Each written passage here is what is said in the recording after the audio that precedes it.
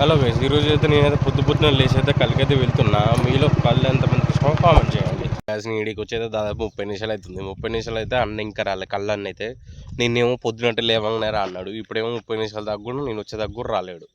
A few moments later. ఇక అన్న అయితే ఇడికి వచ్చి వచ్చిండు చూడని బైక్. అన్న అయితే వచ్చిండు, ఇంకా చెట్లు ఎక్కలేదు, ఎక్కుతాడంట.